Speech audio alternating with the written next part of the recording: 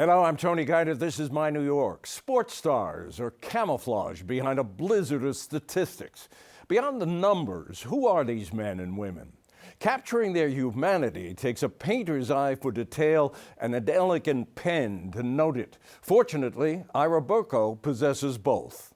Ira's latest book is Baseball's Best Ever, an anthology of 55 years of covering Hall of Famers on the diamond and off.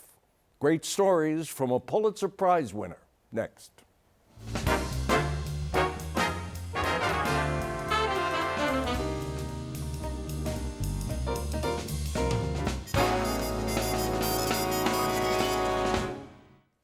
Ira Berko, welcome back to the program, and good to see you in person rather than on that horrible Zoom thing. Well, nice to see you in person too, Tony. This book, Baseball's Best Ever, is pretty good work for a guy who thought he was going to be a lawyer. Yeah, I got waylaid in college. You did. Went from being a possible Clarence Darrow to dreaming of becoming a clone of Red Smith. Exactly. And just to explain that a bit, Ira, at his college, a friend asked you to write for the newspaper, write sports for the college newspaper, which is something you'd never done. Right. And you began to do it pretty well and started sending columns to Red Smith, the Red Smith, saying, hey, Red, could you kind of look at this? Well, when I went to, as a junior, I went to Miami of Ohio. I'm from Chicago originally. Yeah. And I enrolled at Miami of Ohio, and I was from the west side of Chicago. I didn't really have a lot of direction, but I had heard and read about Clarence Darrow, the great attorney from Chicago. And I thought, gee, what a good idea to be a lawyer, to defend people. And so I went to Miami, and living across the dormitory from me was the deputy sports editor of the Miami, Ohio paper. It came out twice a week, Dave Bergen, who later became an outstanding editor around the country. But Dave, I played sports, knew sports, and he said, why don't you come and write for the school paper, write a story for me. And I said, I'd never thought about, I'm a junior now, I'm 19 years old. And I said, I've never considered it. And he said, well, why don't you try? And I said, okay. So he said, the Miami team, the tennis team is playing Xavier on the weekend. The tennis team? Tennis team. Okay. And he said, why don't you do a story on the tennis team? I said, I've never played tennis. I don't know anything about tennis. On the west side of Chicago, if you walk around in shorts, they beat you up. So, I had nothing, no knowledge really of tennis. But anyway, he said, I'll help you if you need it. So he gave me questions to ask the coach. I wrote the story. And every Tuesday night, those who were involved in the newspaper got together to critique the newspaper. Really? And so a jury of your peers. Yeah, and so I attended. I'd never been there before. I didn't know, and lo and behold, they were talking about the tennis story and Wow. how good the tennis story was. And from that point forward, I thought, you know something, there may be something in this for me. Yeah. I started reading Red Smith, and I thought, gee, this is really great stuff. Well, I'm going to stop you there because, as I said, Ira started sending his columns to Red, and we're going to come back to him. You may be noticing that my glasses fog up some of the time here. That's because here at CUNY TV, they do not pay the electric bill, and the air conditioning is really lousy. So please don't be distracted by that because Ira's words are golden. Anyway, let's talk about some of these Hall of Famers before we come back to Red. A piece you wrote in 1970 about Willie Mays, and I refer to your elegant pen at the top, and the lead of that piece is a perfect example. The lead was Willie Mays walks in a cloak of applause. Talk about that piece. Well, Willie Mays was one of the most famous people in this country, and he was probably our greatest baseball player at that time, or Maybe- ever maybe maybe, still, yeah. or ever maybe. And when he came out for batting practice from out of the dugout, there were cheers for Willie and cries of Willie, Willie, Willie, you know. And he didn't even acknowledge it. He was used to this, you know. And so, but then I engaged him in conversation, and he was a little testy.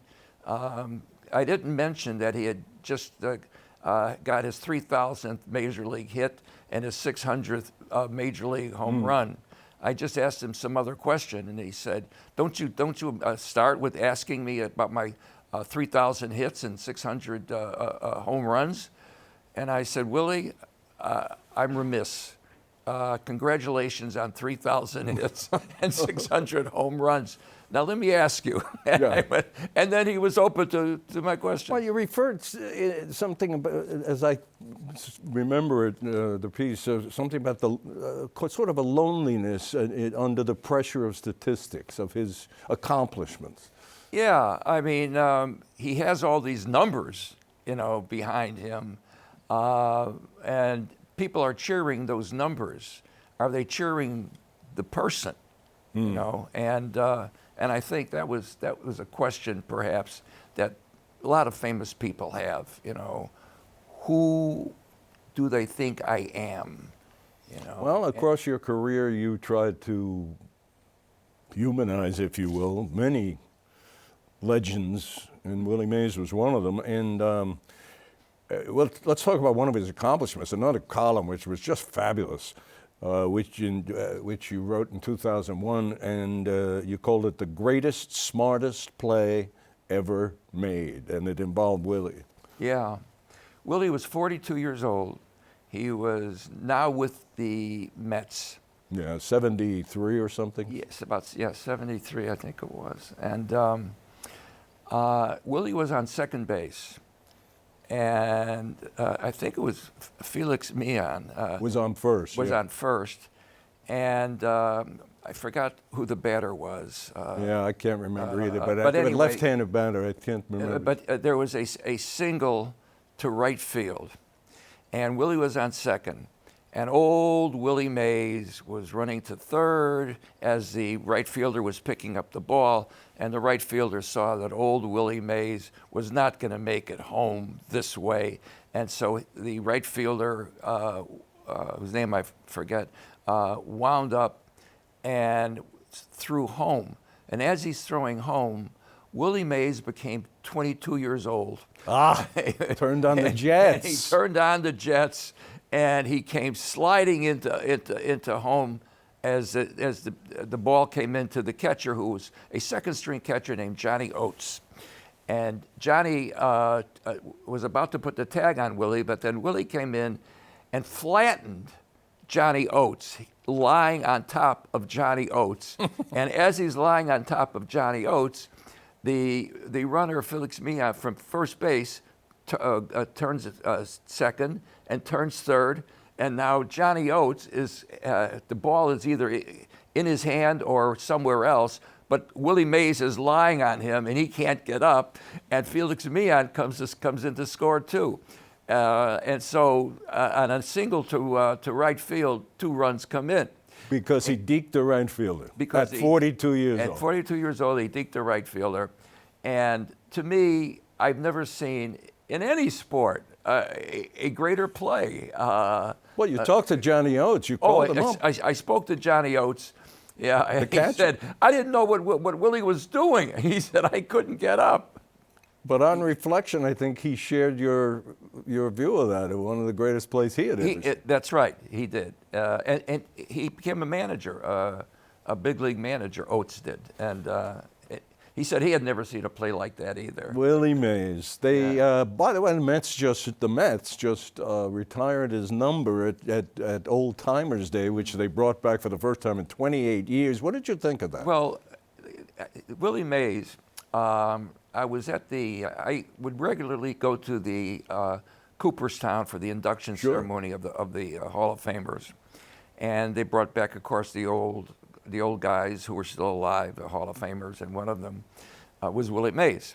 And the sports writers and the Hall of Famers, the Hall of Fame would close on Saturday night and have a hors d'oeuvres, and so we can walk around the Hall of Fame unimpeded.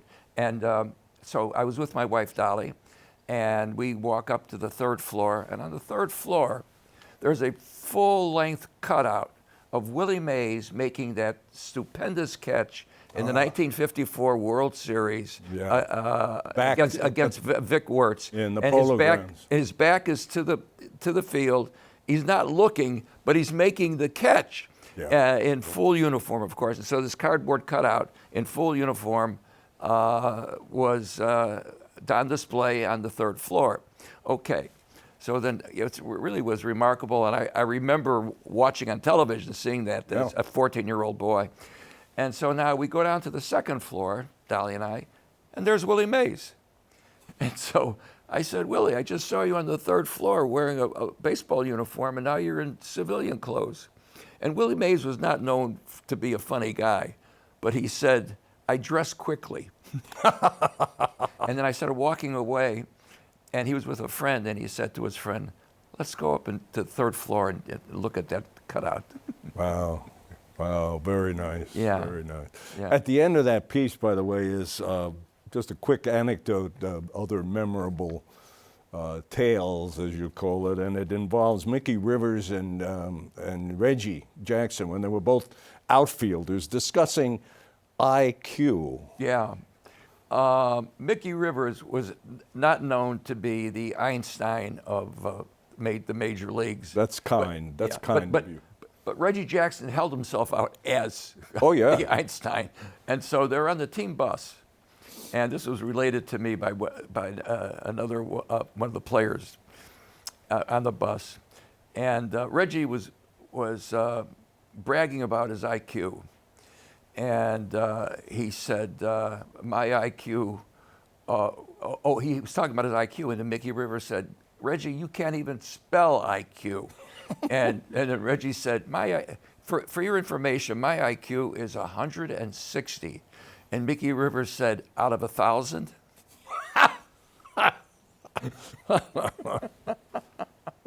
And Reggie, shut up. Yeah. Reggie could really be a jerk in a lot of ways. And yeah, I experienced that once at Yankee spring training, where he just me and him in the locker room, and he was beating me up. But that's another story. Mickey Mantle, you went to spring training when he was in Yankee spring training when he was an instructor, a special instructor, and he was bitter. Well, this is like 2 years after he retired, and he came back as an instructor with the Yankees, and he didn't work very hard at it, and he was just Mickey Mantle, and he enjoyed doing nothing. But in the number 7 uniform that he wore, and. But he missed baseball, and he said, I don't know if I've wasted my time. He played for close to 20 years or so, and he said, maybe I should have been a lawyer or something. Yeah. I mean, so because he was at this time he was 40 years old, 39 or 40. Well, the title of the column was "Baseball's All I Ever Knew." Yeah, and he said baseball. From the time he was a small child, baseball was all he ever knew. His father taught him, I think he was a right-handed batter, but his father taught him to be a switch hitter at a very early age, so he could hit right or left equally. And that's all he had, and it was all he ever knew. And then he was thinking that he was looking around at age close to 40 and seeing other people just young, virtually young in their professions, and and virtually just starting out. And he thought, well, maybe I could have done something else. Yeah, well, the quote that stung me that you have in the card, in the column is Mickey saying, "I wouldn't trade my career, but I tell you, I'd give anything right now to be a lawyer or something." Yeah, yeah. And that's just so... But if he's going to be a lawyer or something, then he negates that the rest of his life. Yeah. It's hard, in a way that's like heartbreaking. Yeah. To think and of. I had a similar conversation with Al Kaline, the great Tigers right fielder, and he said about the same. He said, "I look out and I wonder, have I wasted my life?" And he was near the end of his career, but he's looking back at other people succeeding in other professions, and he's finished. I think Mickey also regretted the way he lived those early years of his life, the stardom years, because he was drinking and carousing a lot. And he also, his dad died at an early age. I think his dad died before he was 40. And I think Mickey thought that he was, and an uncle also died at an early age. And he thought that he was going to die at an early age too. And it turned out that he didn't die at 39 or 40. I think he died close to 60. Yeah. And but I remember there was a moment, a poignant moment, when Roger Maris died before Mickey Mantle did, and I covered the Roger Maris funeral in Fargo, North Dakota. And before the funeral, the night before the funeral, some of us were at Maris's home. And Maris's wife, Pat, was sitting on the couch, and Mantle came over. All of us, for some reason, had taken off our shoes. And Mantle came over and bent down on his knees in front of Pat and held her hand, and Mantle in stocking feet issued, condolences, holding her hand, and with tears welled in his eyes, that his good friend and teammate had died. And I think he might also have been thinking, my God, I've been saved, coming from a family of men who died early. Yeah. And now Maris died early. Whitey Ford, who was probably the greatest Yankee pitcher ever, but certainly won a whole hell of a lot of ball games. You wrote a delightful piece in the book, Whitey Ford and Salvador Dali. Talk about Salvador Dali and Whitey Ford. Yeah, well, there was a commercial, a beer commercial. No, airline.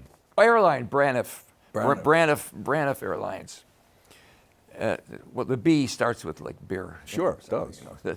But they did a commercial in which Ford tries to talk baseball to the great Spanish painter Salvador Dali, surrealist painter, and the conversation is funny. We're going to look at it. We'll let the folks see this. Take a look at this. This is Whitey Ford.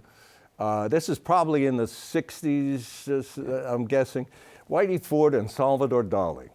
Now tell me the truth. Don't you think a knuckleball is much harder to throw than a screwball? Oh, no, Whitey. Whitey Ford and his new friend Salvador Dali always fly Braniff. They like our food, they like our style, and they like to be on time. Thanks for flying Braniff, fellas. When you got it, flaunt it. Tell him, Dali, baby. That's the line. When you got it, flaunt it. And he called him Whitey. Whitey. He called him Whitey. Oh. When you got it, flaunt it. Flaunt it. And that was the Braniff saying or motto. Great commercial created by a legendary art director and ad man, George Lois, who's been on this program. And if you hadn't seen it, go to the website and look it up and watch George Lois. But it didn't save Braniff Airlines. No, it didn't. It was a great commercial. Didn't sell any seats, I don't think. Tom Seaver, what an opening line for a column you wrote the Tom Seaver I came to know. I call it the night that Tom Seaver and I slept together. Right. There was the baseball writers' dinner at the Waldorf Astoria, or the Americana, I forgot which. And Seaver was going up, leaving there that night, and it was a January night, and going up to Rochester to get a Hickok Belt Award as the athlete of the year. And so I traveled with him up to Rochester, along with Joe Louis and Kurt Blefary, the four of us. And so we got into a cab, and we drove, and we went up to Rochester by train. And it happened that Seaver and I shared a compartment. And so, Who had which bunk? well, he was good enough to flip a coin, and he got the lower bunk. And so, of course, that's how I slept with Tom Seaver. Right. And I slept above Tom Seaver. no, of course. Why not? You're a much better writer than he is. But it's interesting because, as you say in the piece, it was the beginning of a lifelong friendship. And there was a point when he was actually writing columns for the Newspaper Enterprise Association. yeah, that you were with before the new. Yeah, I was a sports editor and sports columnist for Newspaper Syndicate, Newspaper Enterprise Association. And we hired, in 1970, the year after the Mets won the World Series, shockingly, in 1969. And we hired him to write a column. And so, but I wrote the column really, but I would call him, we would talk on the phone, and then essentially it was an interview, and then I wrote it in his name. And one day, before early in the morning, he called me and he said, Ira, I want to write the column myself today. Really? I said, fine, that means I don't have to do anything. And so we have a deadline like 3:30, and now it's 2:30 and I don't hear from him. And the column was about Henry Aaron. He adored Henry Aaron, and Henry Aaron was his hero even growing up. And so he wanted to write the Henry Aaron column. And so I said, fine. And so I call him and I said, the column's not in yet.